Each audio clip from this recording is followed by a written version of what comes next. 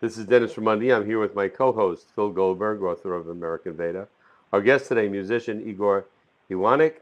Igor Iwanek is a musician, a composer, and performer whose music is used to enliven spirituality in folks.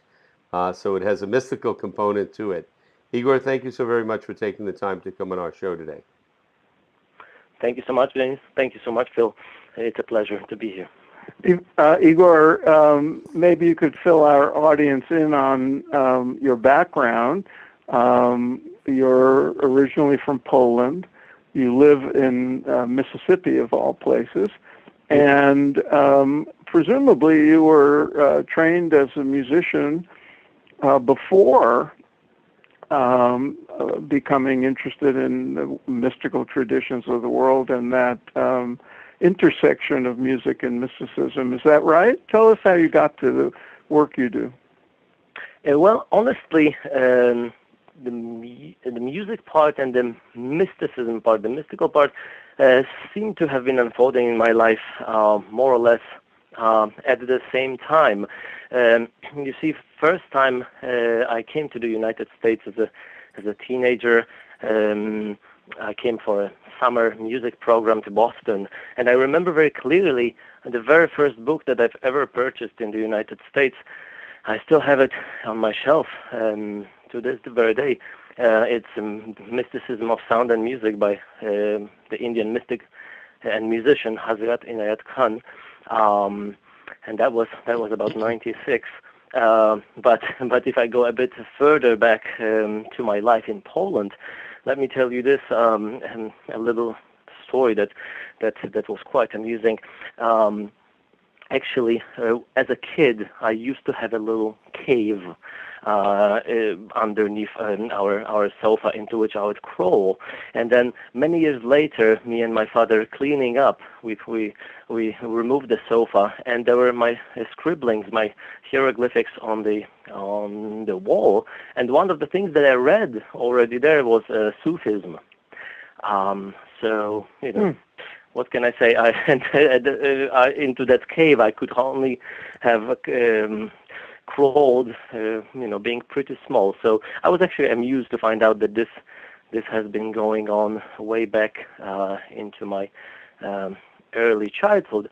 Obviously, not necessarily understanding much, but I always felt drawn to this. I always felt drawn to music, and I remember late in high school, when my parents were trying to find out what am I going to do with my life, I told them, well, there are two things that I would like to study. One is music, the other one is comparative religions. That's, and honestly, those two streaks were, for a long time, they were pretty, they were running parallel in my life, but they were not really crisscrossing much. And then it is upon coming to Mississippi that they kind of congealed into one music/mysticism approach to life and to teaching. Let me ask you that, Igor. Was there a particular moment at which that happened? And in addition to your playing your instrument, were there other spiritual practices that you were involved in that led you to where you are now? Well, obviously, as you hinted, Dennis, I do believe that actually practicing an instrument is a spiritual practice, since,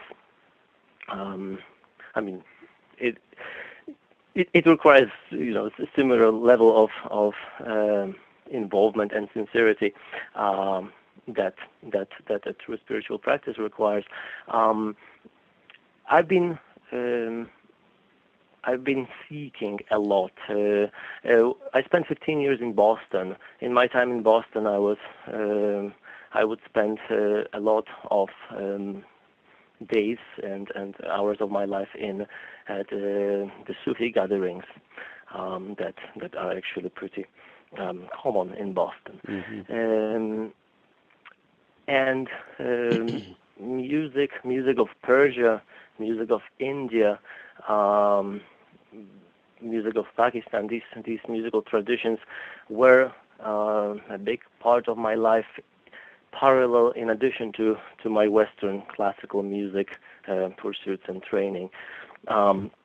So I grew up in Poland. I grew up Roman Catholic, but my parents had a very open approach towards spirituality. They basically allowed me to explore, and as I mentioned before, I would read treatises on Sufism in my high school years, and I would plow through them, despite the fact that probably I would not understand 90%. But this was very present in my life, and when you think about, for example, Sufism and its approach to music, music is omnipresent, and in the teachings of people like Hazrat Khan, where sometimes you cannot really draw the line in between what is Sufism and what is the Vedic approach towards sound, towards vibration. They basically overlap so much, and yes, throughout my life, basically, I just felt drawn to sound, and I knew that there's more to sound than just entertainment, as we usually classify music in general. Before we go into the detail of that, as I look at your website, I see that both the spiritual input into your life influences and the musical influences are incredibly eclectic.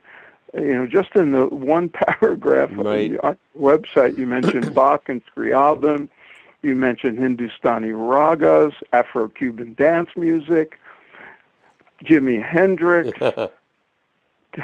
Stevie Ray Vaughan, et cetera, et cetera. Can you talk a little bit about what the commonality is that you look for in this eclectic range of music, as well as an eclectic spirituality? But that, I think, listeners would understand better. But is there something that you look for as a point of commonality, or something in each of these musical forms that appeals to you? And you know what I mean. When you mention all these musical influences, these were obviously in the context of what has been an inspiration in my life so far. So yes, it is incredibly eclectic, and spending a lot of time in academia, academia is all about classifying music and labeling things. Mm-hmm. I used to do that, but then at some point I absolutely gave up on it, and the only honest answer that I can give you is that at certain moments in my life, all of that was actually extremely important and meaningful to me. Whether all has the same impact at present, no. I've been there are certain musical traditions that that over the years, I still appreciate them very much, but over the years I myself kind of lost the need for really interacting with. So at this point, I guess the current ones that I definitely upkeep and maintain, Bach, Scriabin, and Hindustani Ragas, and absolutely Afro-Cuban music as well. But whether there is one common thread that I'm looking for, I guess the only thing I could say would be sincerity of expression. But it's such a general thing, and under sincerity of expression, each of us would have a different understanding of the term. So it's really difficult to put a finger on. Mm-hmm. Very good. Right, Igor.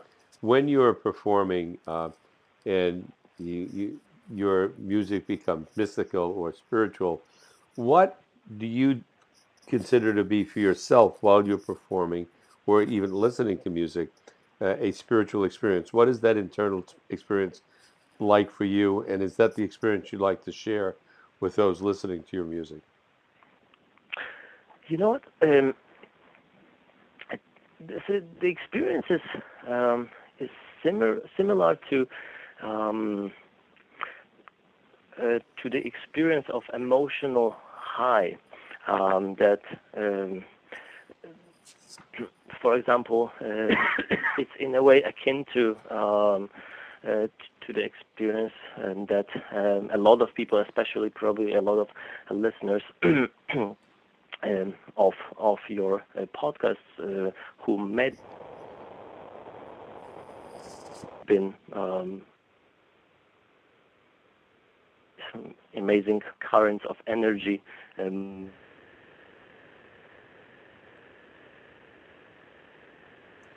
just up the chakras. Fantastic experience, musical experience is really akin to that.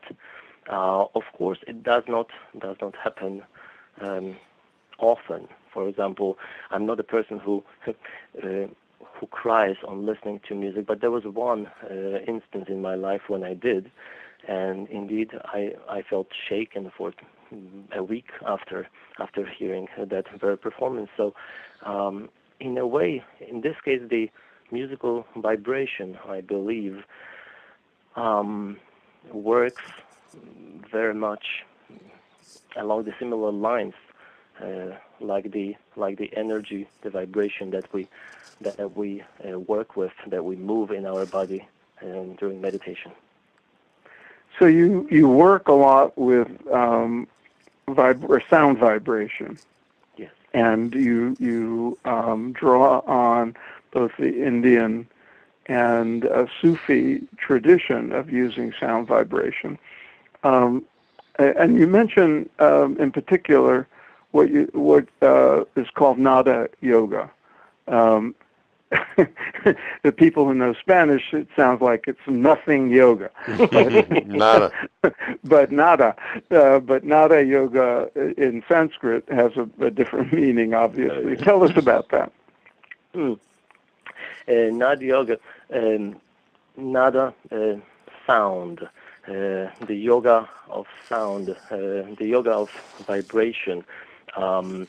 It's actually somewhat of a, these days in the West especially, I would consider it an obscure genre and an obscure branch of yoga. Yet the reality is that actually when you read the source materials, Nada Yoga and Bhakti Yoga, because Bhakti Yoga is the devotional aspect, so in relation to music, that will be chanting, that will be the kirtan aspect of that. But Nada Yoga was one of the primary branches.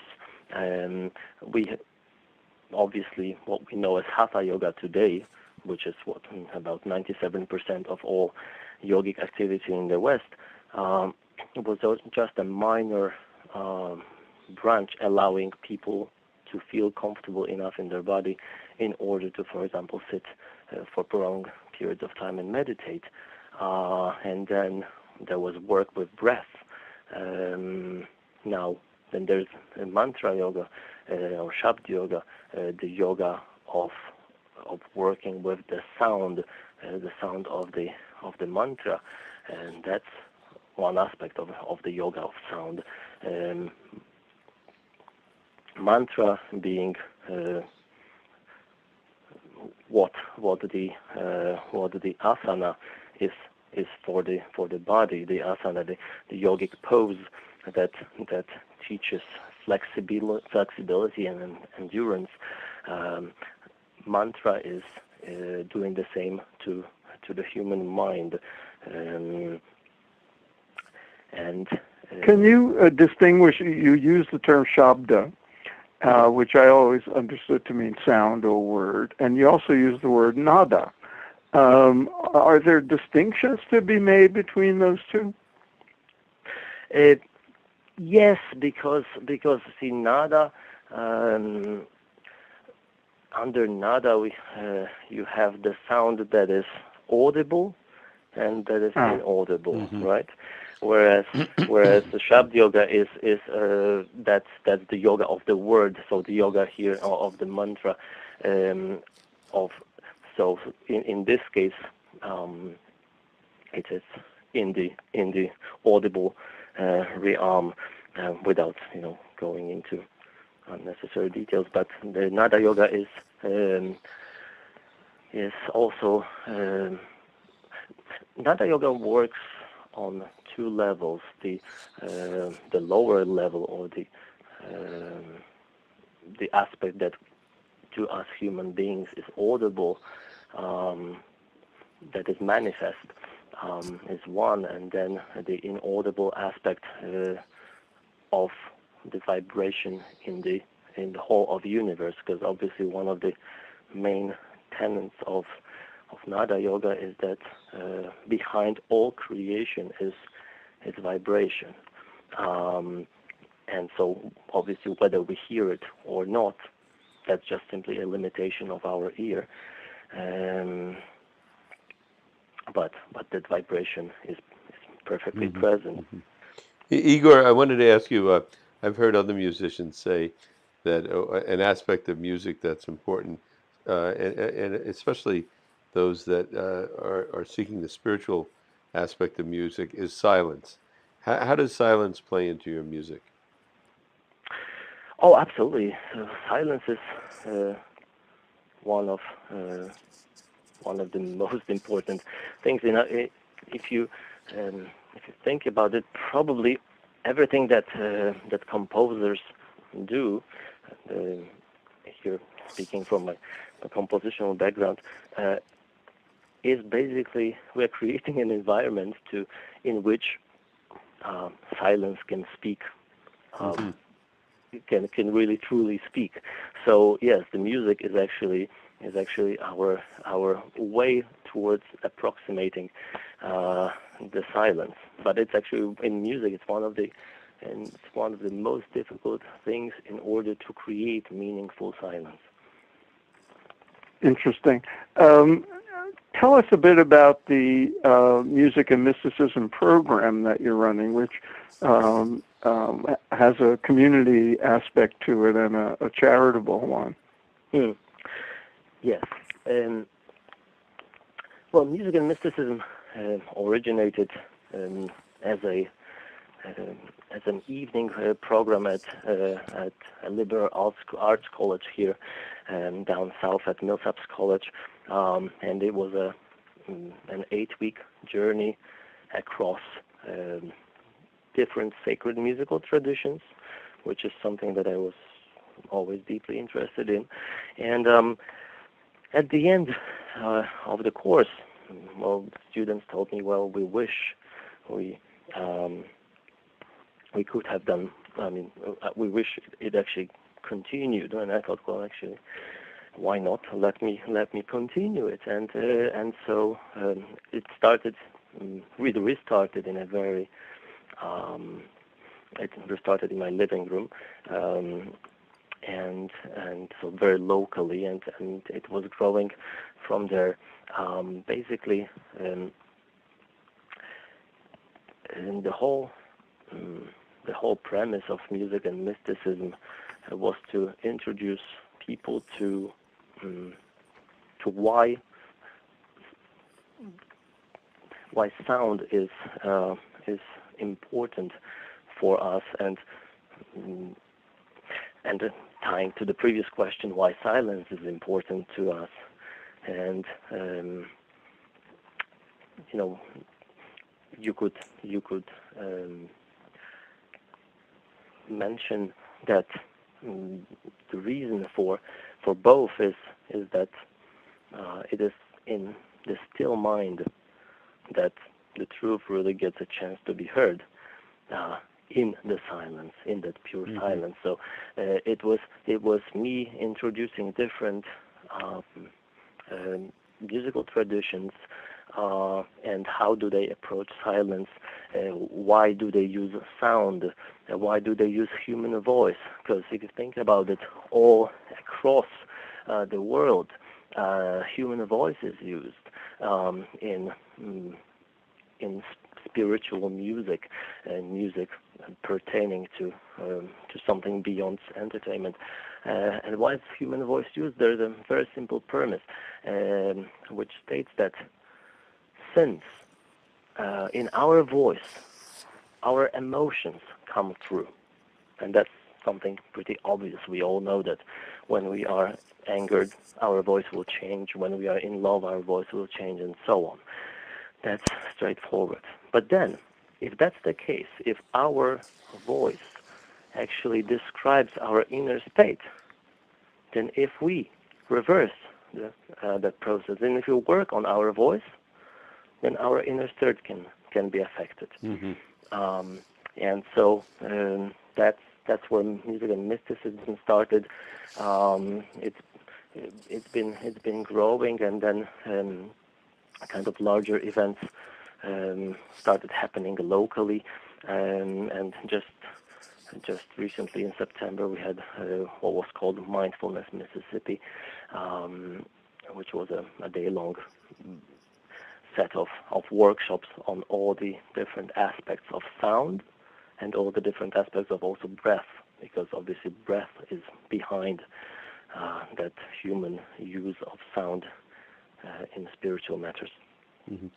And on the side of that all, music and mysticism also was and has been an ongoing fundraiser for an orphanage in Nepal.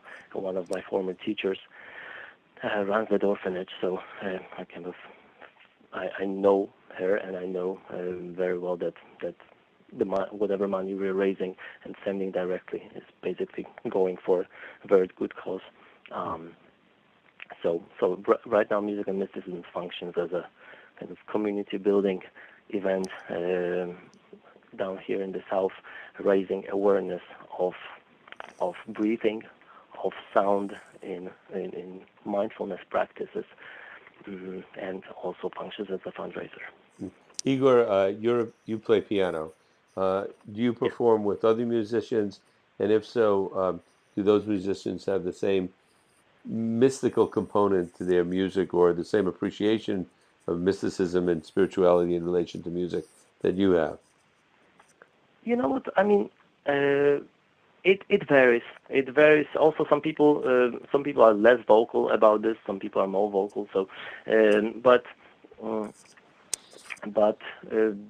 it's usually for the quality of the musical experience that we have, where that sort of entrainment level happens, where and so sometimes we actually even leave it absolutely without words. And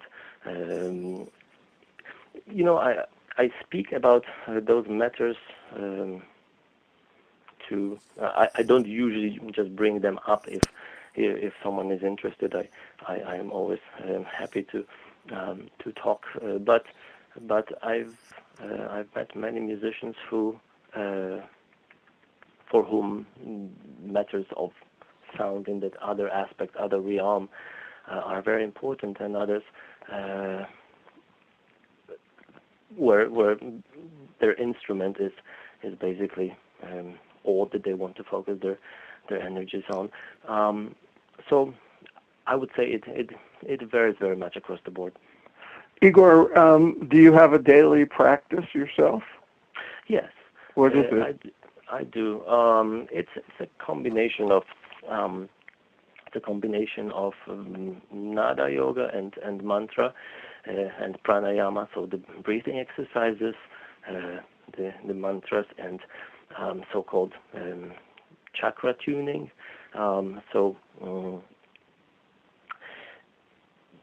Basically, the Nada Yoga aspect of that is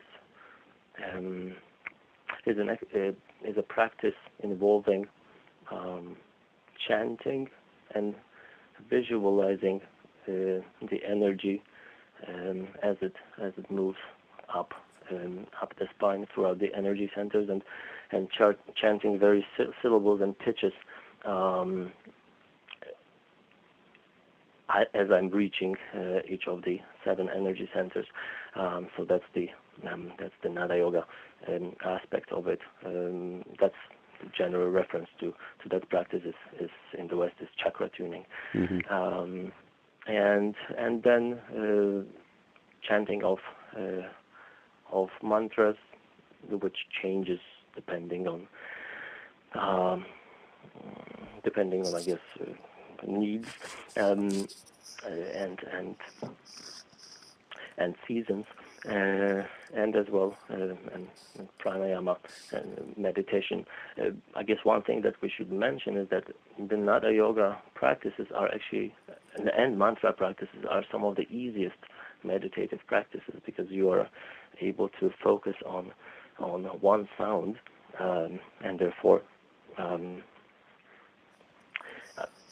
for example, a lot of times people who begin meditation practice find that very comforting, focusing on a single mantra. Yeah, Igor, those listening in who have not really considered the aspect of mysticism or spirituality with connection to music, if they wanted to have that experience, if they wanted to, listen to music that was spiritually enlivening, what would you recommend to them? Where should they start? You know what? Obviously, each of us is on a different journey. So I would first say start with something that is that speaks to you. I mean, that is extremely meaningful to you. And oftentimes you might not even have an idea of why this music is just opening something, touching something deeply inside.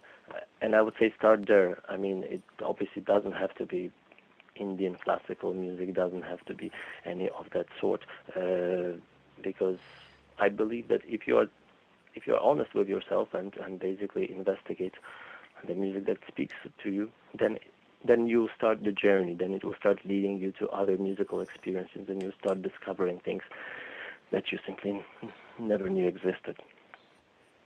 And when you teach, presumably you teach performance or composition to other musicians. Is that correct? Yes, I've been teaching at a university level, and I also have been teaching privately. Yes, so that's correct.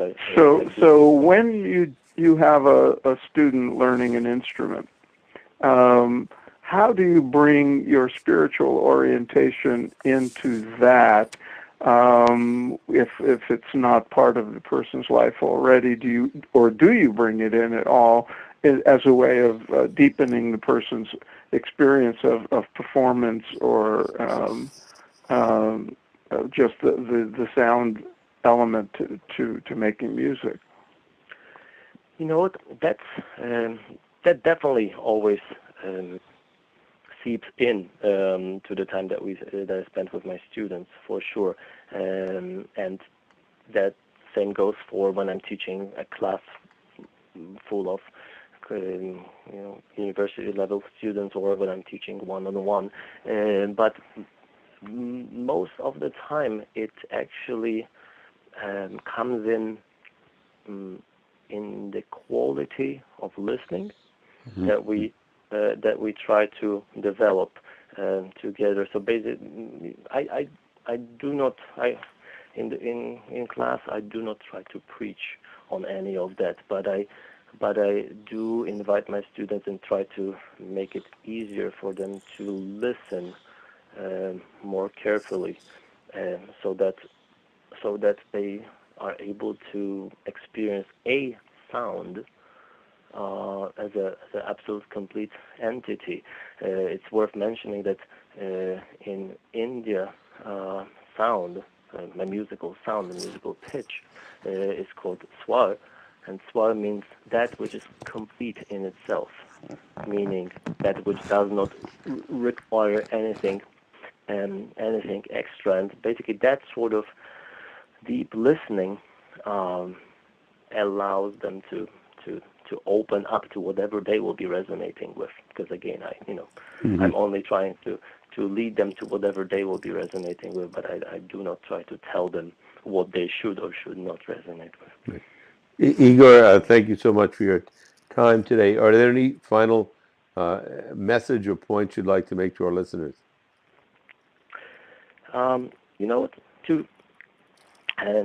To close, maybe I would like to quickly share with you a beautiful story related by Persian poet Hafiz about why sound is so important in human life. Please.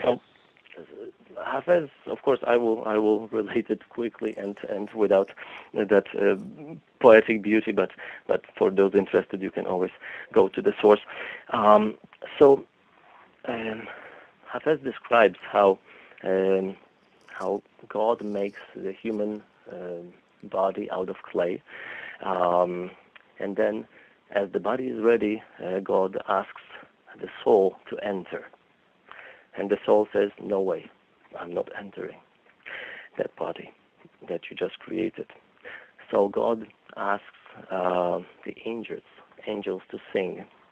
And then the soul is lured into the body through the power of sound, through the power of vibration. And that short little story tells us a few important things about us, human beings, and our nature, and why do we crave sound. So we know that being outside of our body, the soul being outside of our body, is the initial, original way in which it's the original form of the soul. And that's, in Latin, it says ex statuo. And that's where we have ecstasy, to stand outside of oneself, right? So that's the original form of the human soul, to be out of the body. And then it also tells us that the freedom is the original nature of the soul, and that freedom, that the absence of the freedom once we enter the body, is the tragedy of life. So we have the spirit descending into matter, by law of vibration, by being attracted to sound, to experience really the what we could call the music of life. So the unlimited part of us, the soul, becomes limited by the body in order basically to understand the life on earth. So there's one loss and one gain. We lose our freedom, but we gain the experience of life. Great. Very good. Great story. Beautiful story. So we have Hafez. You want to close with a Jimi Hendrix quote?